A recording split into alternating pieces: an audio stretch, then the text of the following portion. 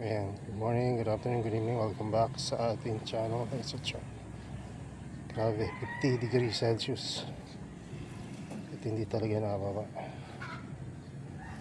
Ay, grabe.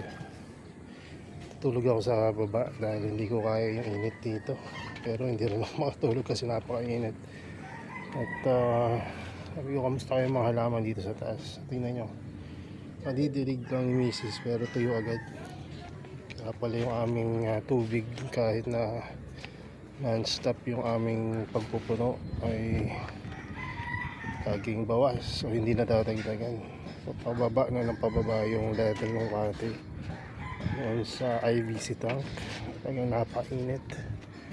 Nagdilig ako neto ng gabi, tapos nagdilig siya ng umaga, tapos ngayon hapon na ngayon. At ganun kabilis yung pagbaba ng tubig. Buti na lang kamo itong mga laman natin na kaya pa. Pero sa totoo lang, kahit ako kinakabahan sa ganito kainit, hindi ko pa na-experience dati.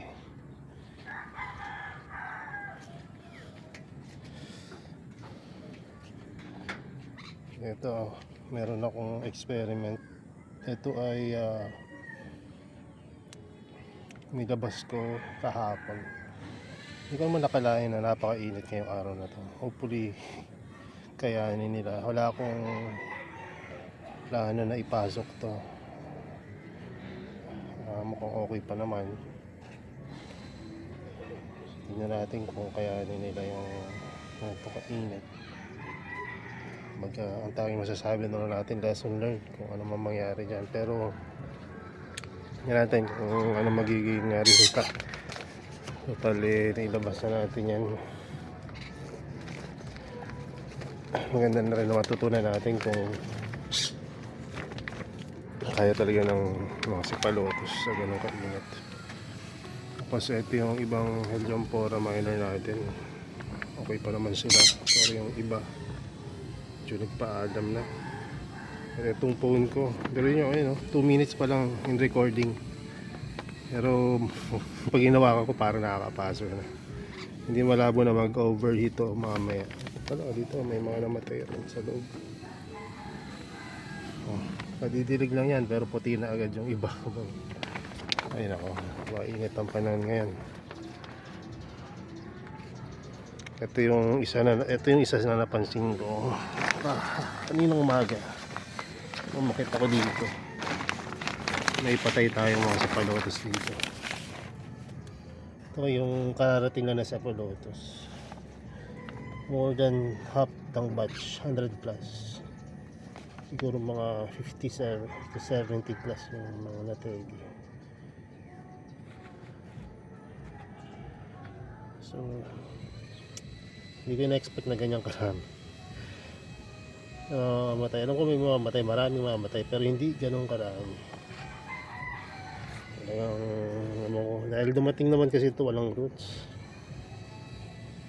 Nandito pa sila sa medyo high humidity na lugar, nakamalamig na lugar, sa growing area. So isa sa mga paraan para tulungan ko yung mga halaman na hindi matuluyan, ito meron siya ng UV plastic. So harang yan sa sobrang init, tapos hangin na rin para hindi ganun kabilis matuyo naman yung mga media nila. So sigurado magdidilig tayo mamaya kasi alas 3 na eh. So siguro palilimin lang natin para sulit yung dilig natin. Wala na pa namang critical. Tayo yung parang critical. Parang hindi ko kaya dito, may gusto na matagal yan. Kaya ano kainit.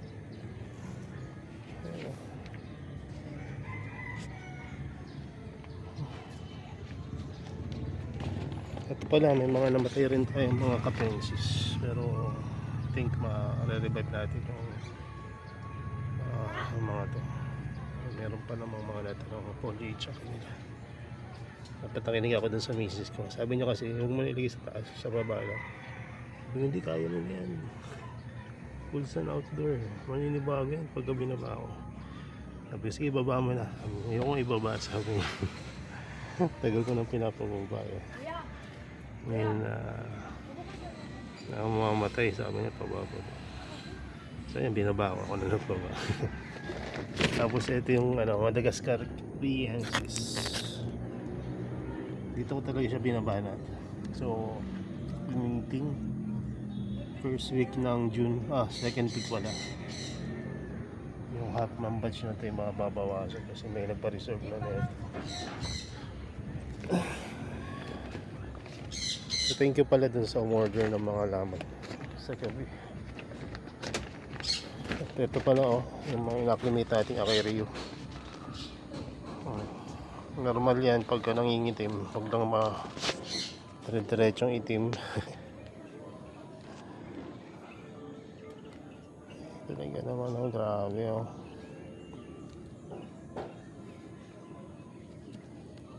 Yun naman sana may matuluyan kasi sayang.